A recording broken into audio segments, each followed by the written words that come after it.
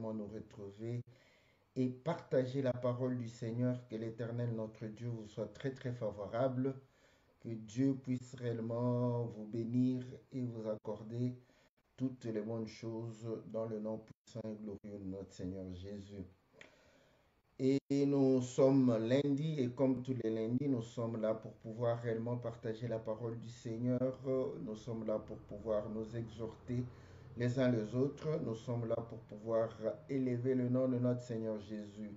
Que l'Éternel, notre Dieu, vous soit très très favorable. Que l'Éternel vous bénisse. Que l'Éternel puisse vous accorder tout ce dont vous avez besoin dans le nom puissant et glorieux de notre Seigneur Jésus. C'est votre serviteur, le pasteur Philippe Moukeng, et pour votre émission Louons l'Éternel, une émission qui passe tous les lundis à partir de 20 heures, une émission qui nous permet de pouvoir réellement nous exhorter, nous encourager, nous éclairer au travers réellement les cantiques, une émission qui nous permet d'être bénis par les chantres de l'Éternel, une émission qui nous permet de pouvoir réellement comprendre que ce qu'est un cantique, la louange, l'adoration, et que tout cela doit se faire réellement en conformité avec la parole du Seigneur. Tout cela doit se faire réellement en élevant le nom de notre Seigneur Jésus.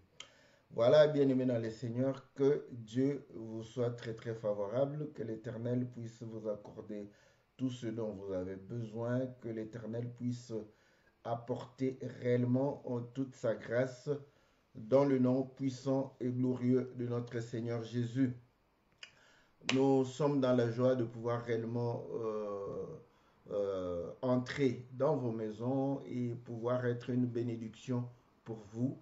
Et comme vous le savez, chaque lundi, nous passons un cantique. Après avoir passé le cantique, nous allons revenir dans notre studio virtuel afin de pouvoir réellement partager la parole du Seigneur. Nous allons revenir afin de pouvoir réellement nous exhorter les uns les autres. Nous disons un grand merci pour tout ce qui accorde réellement la grâce à notre Dieu, tout ce qui élève le nom de notre Seigneur Jésus et qui sont bénis au travers réellement les services que nous offrons. Que Dieu vous soit très très favorable. Salutations à tous les bien-aimés qui sont fidèles à cette émission. Nous disons un grand merci à tous ceux qui soutiennent l'œuvre que nous faisons au travers réellement leurs prières et leurs finances. Que Dieu se souvienne de vous, que Dieu vous bénisse, que Dieu puisse vous accorder tout ce qui est nécessaire à la vie de tous les jours. Soyez bénis dans le nom de notre Seigneur Jésus. Et que le nom de l'Éternel soit élevé dans vos vies au nom puissant et glorieux de notre Seigneur Jésus. Salutations au bien-aimé Jean-Didier, nous saluons le bien-aimé Jean-Marie, nous saluons le bien-aimé Adèle, nous saluons notre sœur Judith, que Dieu vous soit très très favorable. Salutations à la sœur Josée, à la sœur Liliana, nous saluons la sœur Pélagie, la sœur Aurélie, la sœur Cindy, la sœur Sylvie, la sœur Bibiche, nous saluons la sœur Florence, la sœur Cathy, la sœur Ida, la sœur Nyota, le bien-aimé Gabin, nous saluons le bien-aimé Victor, que Dieu vous soit très favorable, le bien-aimé Peter, Farid, Ghislain, que le Seigneur vous soit très très favorable. Salutations à tous ceux qui vont pouvoir nous suivre, tous ceux qui vont pouvoir réellement être bénis, que le Seigneur vous soit très très favorable. Nous vous bénissons dans le nom précieux et glorieux de notre Seigneur Jésus. Et comme vous le savez, sans plus tarder, nous allons passer le cantique. Et notre cantique, c'est le sacerdoce royal. Nous allons parler du leadership. Donc, l'idée et le sujet est tiré du cantique le sacerdoce royal. Le cantique de notre bien-aimé, le prophète Jimmy Tabandit, qui est encore en studio, qui prépare un nouvel album. Nous espérons que nous serons encore bénis par le nouvel album qu'il va pouvoir réellement mettre à la disposition des frères et sœurs afin de pouvoir réellement glorifier le nom du Seigneur. écoutons, n'est-ce pas, le cantique, après quoi nous allons revenir dans notre studio virtuel pour pouvoir réellement élever le nom de notre Seigneur Jésus.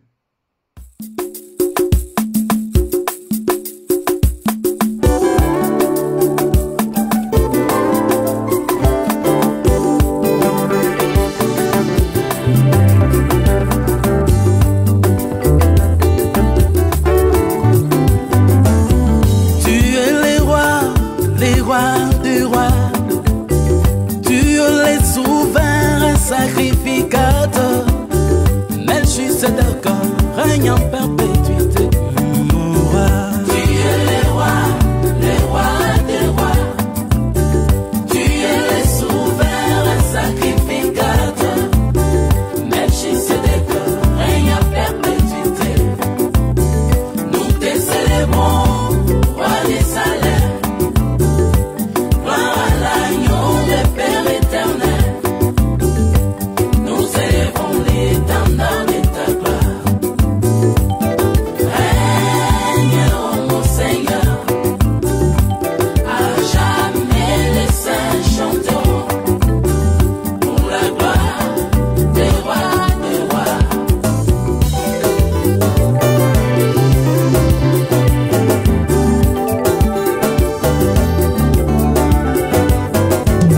Ce jour-là, David a dansé.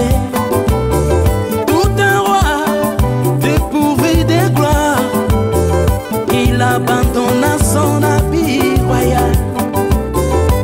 Il a porté l'éphod, l'habillement des souverains sacrificateurs. Il est l'image de mon Seigneur. Dieu le roi, Dieu le sacrificateur.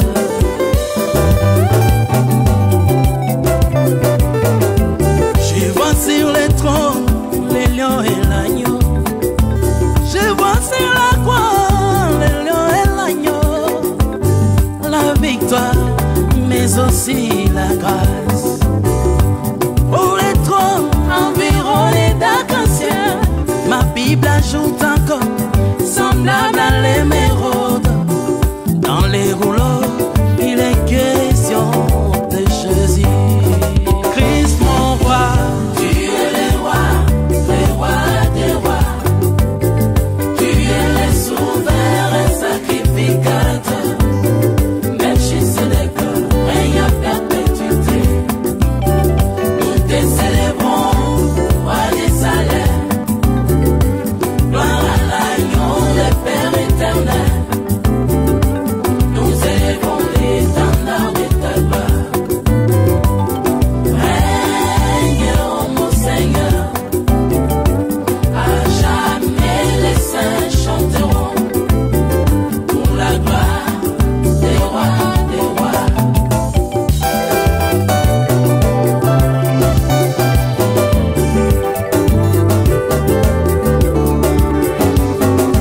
Je lis dans la Bible la merveille des mondes. Toi, Zacharie, tu prendras la couronne. Tu la mettras sur la tête de Josué. Il sera sacrificateur sur son trône. Juda et Lévi en l'unisson. C'est les dons du sacerdoce royal. Je me chanter du cèdre à l'hysope.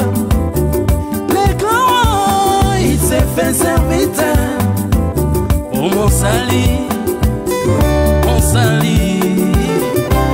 la parole fait cher. J'adore la parole. La parole conduit ton père. La race élue dans la route royale. Nous avançons.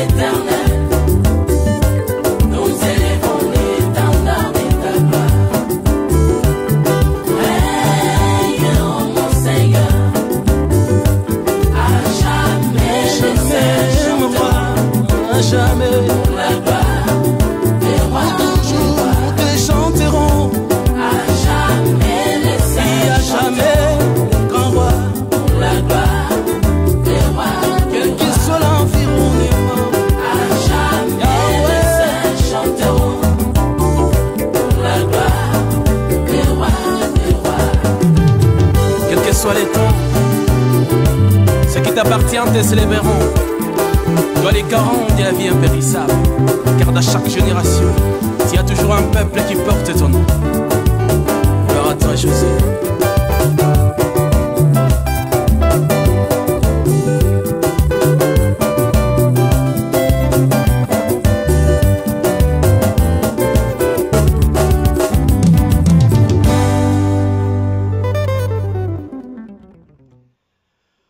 Voilà, bien-aimés dans le Seigneur, nous revenons dans notre studio virtuel.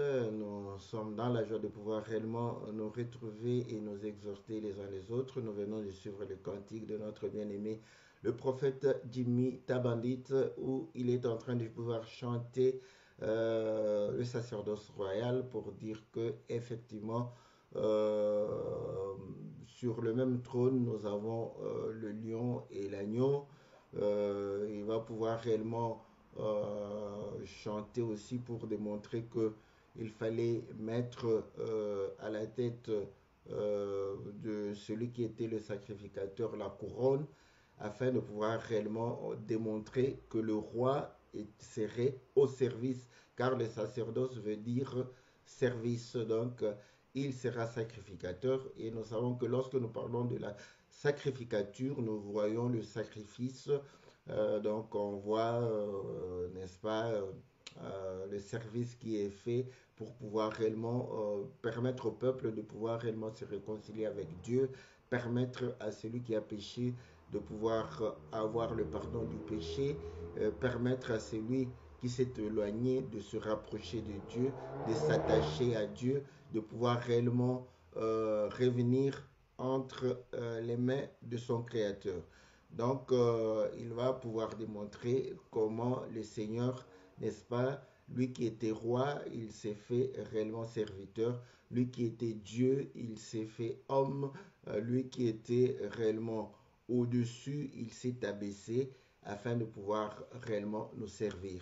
Et là, nous avons tiré réellement la pensée la pensée du cantique où nous sommes en train de pouvoir parler, n'est-ce pas, de, euh, du leadership. Et nous savons que le leadership, c'est le fait de pouvoir conduire, avoir la capacité de conduire, de manager, de pouvoir diriger, orienter. En fait, c'est lui qui dirige, c'est lui qui conduit, c'est lui qui oriente. Il doit être à la tête. Donc, il doit être le chef, il doit être réellement le maître. Il doit être en avant, il doit pouvoir réellement marcher devant le peuple. Et cela est une bonne chose, et nous savons que généralement, que ce soit dans nos traditions, que ce soit aujourd'hui, celui qui va pouvoir conduire, celui qui va diriger, celui qui va pouvoir réellement orienter, il doit être en capacité d'être réellement obéi. Donc il doit être autoritaire, il doit s'imposer afin de pouvoir orienter, n'est-ce pas, le peuple, orienter ceux qui sont dirigés. Et conséquence, bon, il y a encore une écriture que nous aimons bien, n'est-ce pas? Vous ne serez pas la tête, la queue, mais vous serez la tête. Donc à ce moment, nous comprenons que tout le monde veut être la tête, mais quand Dieu créa, il ne créa qu'une seule tête. Voilà pourquoi, pour diriger, pour conduire, la place n'est que pour une personne. C'est là où, voilà, les ambitions, n'est-ce pas, les envies, les désirs amènent l'homme à pouvoir réellement, parfois, rivaliser avec son prochain pour pouvoir être en capacité de pouvoir comment diriger, n'est-ce pas, le peuple. Et les hommes, n'est-ce pas, se sont convenus de pouvoir permettre à ce que ça soit à tour de rôle. Voilà pourquoi ils se sont organisés pour pouvoir le faire par des élections, et que lorsque tu es élu, à ce moment-là, il faudrait diriger Si tu ne l'es pas, tu cèdes la place. Et il y a eu d'autres qui sont restés comme ça. Les rois, eux, ils restent jusqu'à la mort. Et nous comprenons que les hommes ont trouvé l'astuce pour laisser le roi tout tranquille. Ils le laissent régner, mais ils lui prennent tout, pratiquement tout le pouvoir. Ils lui laissent l'honneur, mais le pouvoir, il donne à un autre qui, lui, peut compétir, n'est-ce pas, dans des moments d'élection. Mais dans les choses de Dieu, vous allez comprendre que pour conduire, pour être à la tête du peuple, il ne faut pas être choisi par le peuple, il faut être choisi par Dieu. Et quand on est choisi par Dieu, ce n'est pas le peuple qui viendra, n'est-ce pas, changer la situation. D'où le problème, celui qui se sent choisi par Dieu. C'est pratiquement un petit roi qui l'appel de Dieu. On dit que Dieu ne se répand pas de ce don. Donc, on se voit rester à la tête du peuple jusque à ce que le Seigneur puisse te rappeler, donc jusqu'à la mort. Ah, ça crée des frustrations, il faudrait le dire. Ça crée beaucoup de frustrations. Voilà pourquoi nous avons vu beaucoup d'églises, n'est-ce pas, se séparer. Pourquoi? Parce que les autres hommes qui sentent aussi cette capacité de pouvoir réellement diriger, cette capacité de pouvoir orienter, conduire, de pouvoir réellement amener le peuple de Dieu vers son destin. Et il se trouve que la tête n'a qu'une seule place, donc l'Église ne peut pas avoir deux têtes, d'où généralement les gens se retirent pour aller que lui aussi devienne une tête. Bon, comme il ne sait pas détrôner celui qui était là, donc il peut pas, n'est-ce pas, demeurer et il va aller à côté. Bon, tout ça, certains veulent apprendre, n'est-ce pas, comment diriger, tout ça. Ça peut se former, on peut te former pour que tu apprennes comment diriger. Parce que lorsque tu as la volonté, la Bible dit que Dieu pourvoit de capacité. Donc, une fois qu'il y a la volonté, il va te donner la capacité. Et les capacités peuvent réellement être acquises, n'est-ce pas, au travers d'une formation. Donc, c'est tout à fait normal. Voilà. Bon, certaines capacités, on dit que c'est Dieu qui dote cela directement. C'est ce qu'on dit, ce qui est inné, n'est-ce pas? Et même si c'est inné, il faudrait l'exercer pour pouvoir réellement profiter de ses capacités.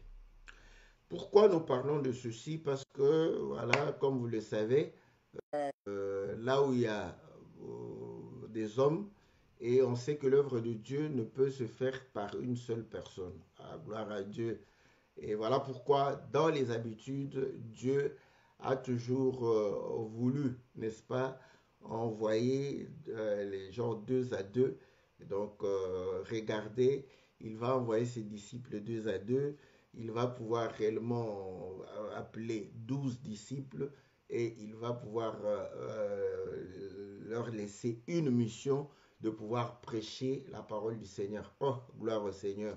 Vous voyez, généralement, nos églises ici, vous allez voir qu'un homme, il dort, il voit une vision, il se réveille, il dit que voilà, j'ai eu une vision et je voudrais réellement servir le Seigneur selon la vision que Dieu m'a accordée. Et à ce moment-là, vous allez comprendre qu'il va pouvoir réellement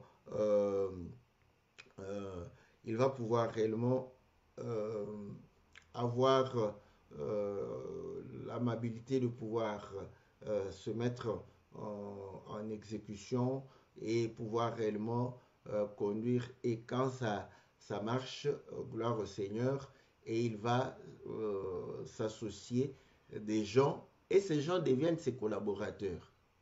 Vous voyez, cette façon de faire les choses, généralement, ils vont vous ramener dans l'ancienne alliance avec Moïse.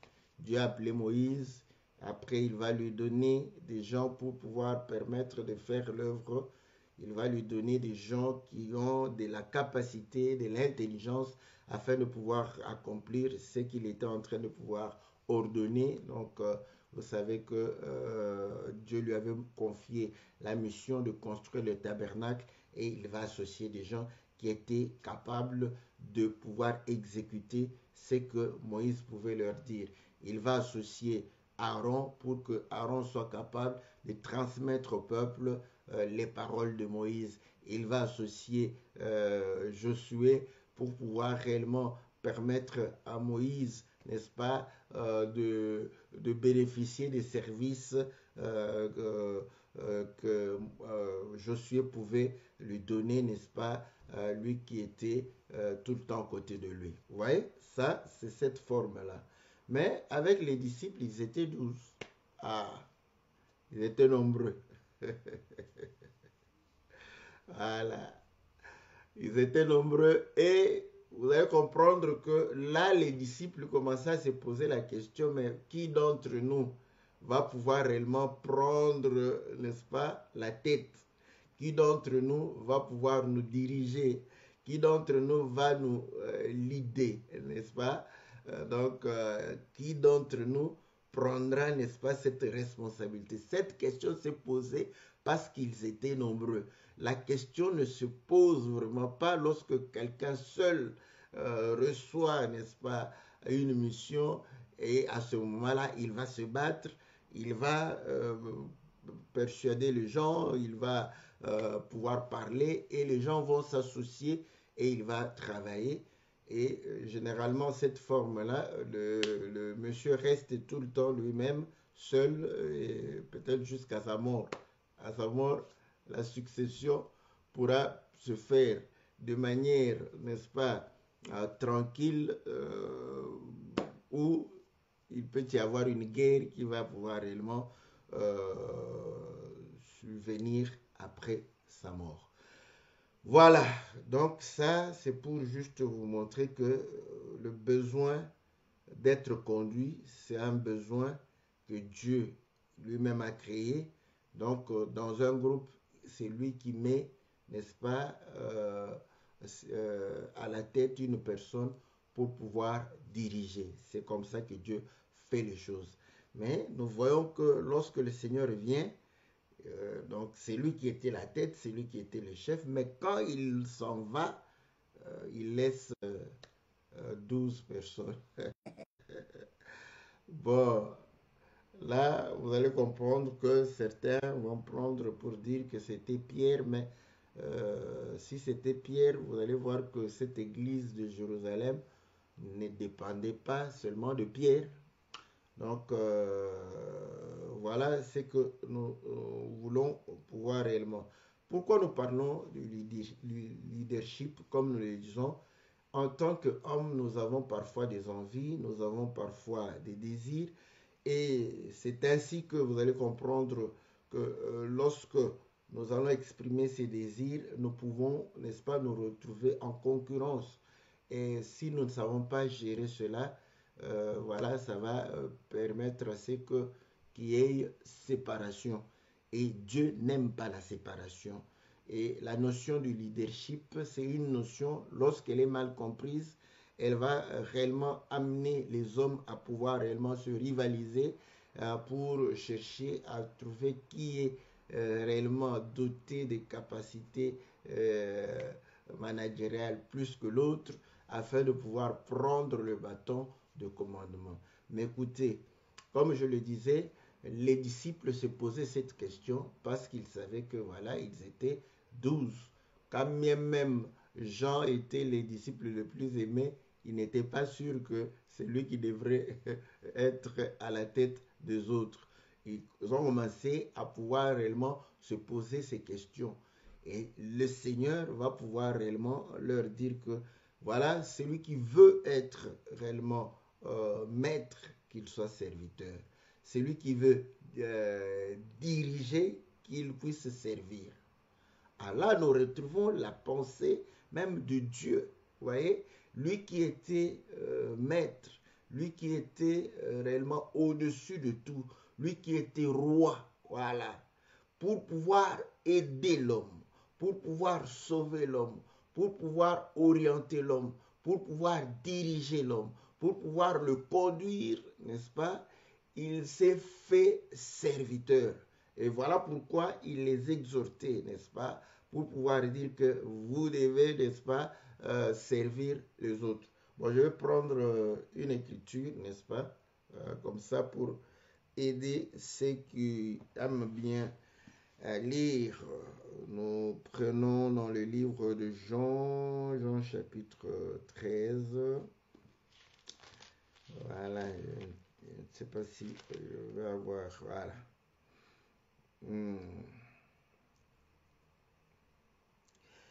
Jean chapitre 16, au verset 13. Vous m'appelez maître et seigneur, vous dites bien, car je le suis. Voilà.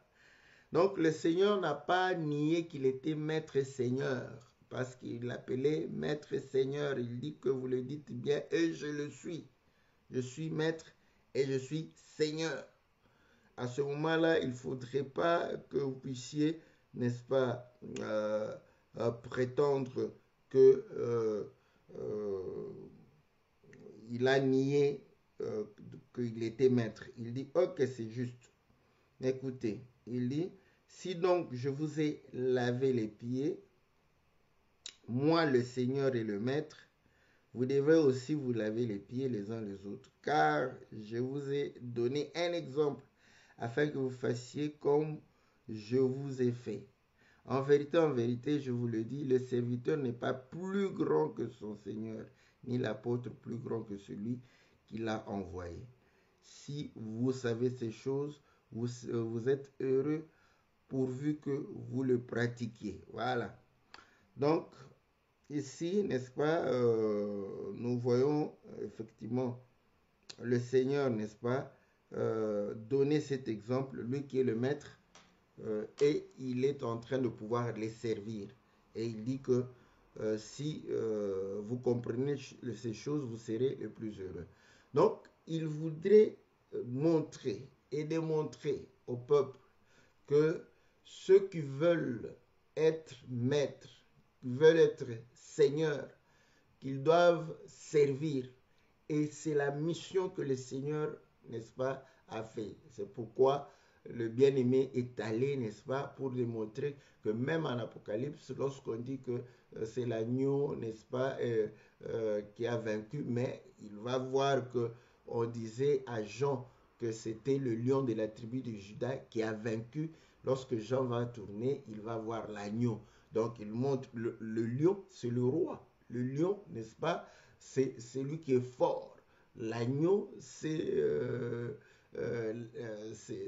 serviteur, c'est lui qui va se sacrifier, c'est lui qui est doux. Voilà.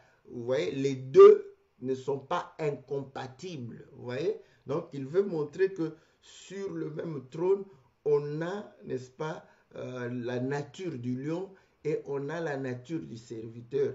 Or, le lion, vous allez comprendre que il symbolise aussi l'autorité, parce que lorsqu'il rougit, il montre, n'est-ce pas, la fureur.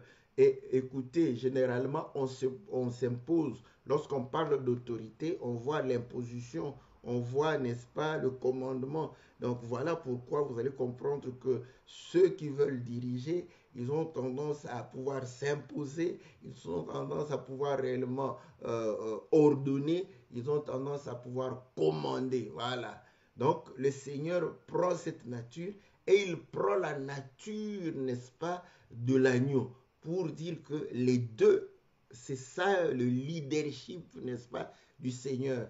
Et là, nous allons dans notre forme, il trouve que le roi, vous allez comprendre que lorsque nous lisons dans le livre de 1 Samuel chapitre 8, là, lorsque le peuple a demandé qu'on puisse lui choisir un roi comme dans les nations, le Seigneur va donner, n'est-ce pas, les droits du roi, et vous allez comprendre que il allait dominer sur eux, il allait prendre leurs biens, il allait prendre leurs filles, il allait prendre leurs servantes, il allait prendre vraiment... Donc, il était le privilégié, n'est-ce pas?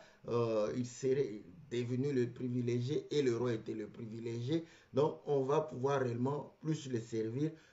Et voilà. Donc, mais le roi avait aussi les devoirs. Donc, c'est là où le Seigneur est en train de pouvoir démontrer que, effectivement, le roi est le symbole de l'autorité, mais le sacrificateur est le symbole de celui qui se dispose pour le peuple, de celui qui va pouvoir se sacrifier pour le peuple, de celui qui va pouvoir écouter le peuple, de celui qui va pouvoir permettre, n'est-ce pas, au peuple de pouvoir réellement être écouté. Donc, il sera au service du peuple. Et qu'est-ce qui va pouvoir réellement sortir de ce mélange? C'est ça même la nature du Seigneur. Le Seigneur était le lion, le Seigneur était l'agneau. Voilà. Il est venu, vous allez voir que en tant qu'agneau, il est venu pour ôter le péché, n'est-ce pas, du monde. Voilà. Mais écoutez, lorsque nous orientons quelqu'un, lorsque nous lui donnons des directives, lorsque nous lui donnons des injonctions, vous allez comprendre, c'est aussi pour pouvoir l'aider à échapper, n'est-ce pas, aux mauvaises choses, à échapper, n'est-ce pas, à l'échec et autres. Prenez l'exemple des enfants. Vous voyez, nous faisons tout pour que les enfants réussissent, pour leur bien. Voilà. Pour que le mal soit ôté d'eux. Voilà. Donc, les deux ont le même objectif. L'agneau vient ôter le mal et vous allez comprendre aussi que le lion, n'est-ce pas, ôte aussi le mal.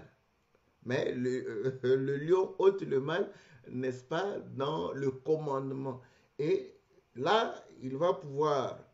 bon, ça c'est le cantique aussi d'un autre frère qui a chanté que effectivement le lion c'est la loi. La loi, vous voyez, c'est le commandement. Et donc c'est l'imposition, n'est-ce pas? L'agneau, c'est la grâce. Ah, voilà. Est-ce que c'est incompatible? Non, c'est compatible. Voilà. Voilà pourquoi dans le livre de Romains, je crois, chapitre 2, à la fin du chapitre là, Paul dit que nous n'anéantissons pas la loi, mais par la foi, nous confirmons la loi. Donc, les deux doivent faire un. Ce n'est pas incompatible. Et c'est ça, véritablement, le leadership dans les choses de Dieu. C'est-à-dire que quand vous voulez être au-dessus des gens, vous devrez les servir. Vous allez comprendre qu'à ce moment-là, il y aura moins de rivalité. Et quand même, si nous sommes nombreux à vouloir le faire, donc vous allez comprendre que plus nous offrons les services, plus c'est mieux pour le peuple, plus c'est mieux pour ceux qui reçoivent ces services. Vous voyez? Donc, le Seigneur a pratiquement renversé le leadership pour montrer que celui qui doit être à la tête doit en réalité être le serviteur. Voilà. Donc, c'est comme si la tête devenait les pieds. Voilà pourquoi j'aime les hommes, quand ils ne comprennent rien, ils disent que ben, c'est quoi ça? Vous voulez que nous puissions marcher que nous puissions marcher par la tête, j'espère. Donc, les pieds en haut, la tête en bas. Ouais? Donc, pour montrer que vous voulez renverser les choses. Effectivement, c'est ce que le Seigneur fait. Il renverse, n'est-ce pas? La tête devient le serviteur. Voilà pourquoi il y a des expressions comme ça que le Seigneur montre. Il dit que heureux le pied qui annonce. Donc, la bouche est sur les pieds. Ah, et pourtant, la bouche est sur la tête. Donc, là, on peut ressortir la tête sur les pieds. N'est-ce pas? Béni soit, n'est-ce pas, les pieds qui annonce la bonne nouvelle. Voilà. Donc, vous allez comprendre que les pieds vont pouvoir réellement se déplacer pour pouvoir aller, n'est-ce pas, amener le corps afin que la tête puisse avoir l'occasion de parler. Vous voyez, il fait cette liaison-là. Dans les choses de Dieu, vous allez comprendre que si nous appliquons cela, nous n'aurons pas de divisions. Voilà pourquoi les apôtres ne se sont jamais divisés, parce qu'ils avaient compris effectivement ce que le Seigneur leur avait dit. C'est pourquoi le Seigneur a dit, si vous comprenez ces choses, pratiquez-le. Regardez comment, n'est-ce pas, les apôtres se sont conduits. Vous allez comprendre qu'ils se sont conduits de manière à ne pas se rivaliser, à ne pas chercher à avoir plus d'influence, n'est-ce pas, sur les uns ou les autres, mais c'était simplement le fait de pouvoir réellement avoir cette capacité de pouvoir réellement servir les autres. Voilà, n'est-ce pas, c'est que le Seigneur démontre. Donc, ce mystère où le Seigneur était en train d'annoncer que, effectivement, celui qui devrait faire le service devrait être le roi. Il devrait enlever toute sa gloire pour pouvoir devenir serviteur. Mais est-ce que sa dignité de roi lui était arrachée? Non. Voilà. Voilà pourquoi lorsque Pilate dit, es-tu le roi des Juifs? Il dit, tu le dis, je le suis.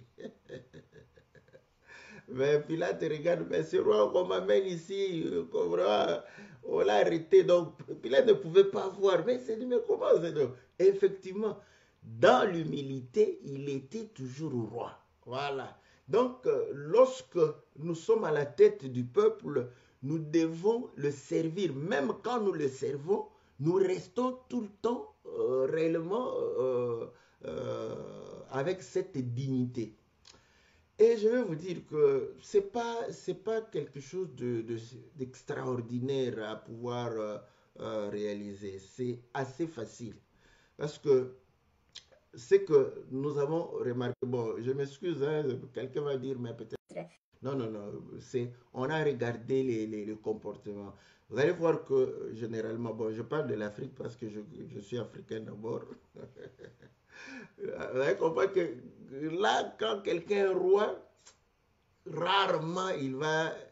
C'est-à-dire qu'il va se dire qu'il est au service du peuple. Mais c'est un service où il y a toujours des honneurs, voilà, qui par décider pour le peuple, voilà, ça, vous allez comprendre que c'est comme ça qu'ils servent, pour prendre des décisions, vous voyez, tout en servant, vous exercez toujours votre autorité. Mais le Seigneur, quand il parle ici, c'est question de pouvoir être comme ce peuple-là, être véritablement dans les mêmes conditions que ce peuple. C'est là où je veux dire que lorsque, je ne sais pas si les Américains aussi, ou peut-être que, oui, lorsque nous voyons les chefs d'entreprise ici, quelqu'un qui a son entreprise, parfois vous ne pouvez ne pas le reconnaître. Quand vous venez, il est avec ses travailleurs. Il fait la même chose avec ses travailleurs. Donc, vous ne savez pas le distinguer. Voilà pourquoi. Vous voyez, c'est assez normal. Hein? Mais c'est comme ça qu'ils ne pouvaient pas distinguer Jésus parmi ses disciples. Il fallait qu'ils amènent Judas. Parce qu'ils savent que non, si nous allons, il est comme ses disciples. Il n'a pas de signe qui peut le distinguer des disciples. Non. On le sent, donc il est comme ses disciples, il est confondu avec ses disciples. Voilà ce leadership que le Seigneur avait. C'est-à-dire que malgré qu'il était comme ses disciples, il avait cette autorité. Ça permet à celui qui est dirigé de se retrouver dans son dirigeant. Parce qu'il va dire, celui qui me dirige est comme moi. Vous voyez? Alors quand il me demande de faire quelque chose, Ben, c'est normal, donc je vais l'exécuter. C'est plus facile de pouvoir le faire. Donc quand Dieu est devenu comme l'homme, c'est là où l'homme a compris comment servir Dieu. Mais quand Dieu est resté dans sa position de Dieu, ah, l'homme avait des difficultés.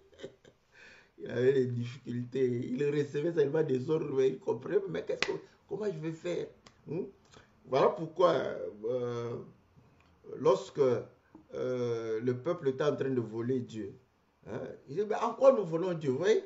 Dieu dit, vous me volez. En quoi nous sommes en train de te voler?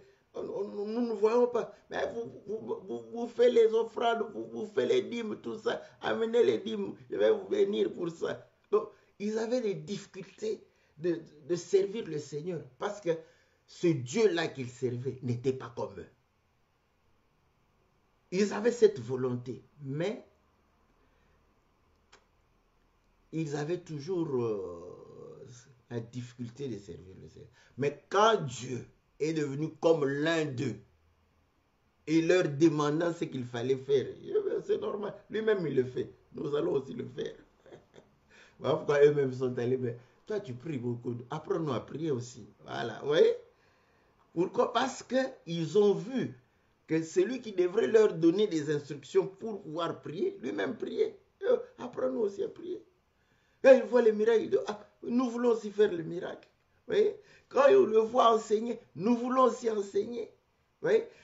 À ce moment-là, ils le font plus facilement parce qu'en réalité, ils voient que effectivement nous serons capables parce qu'il fait ce qu'il fait. Voilà. Vous voyez?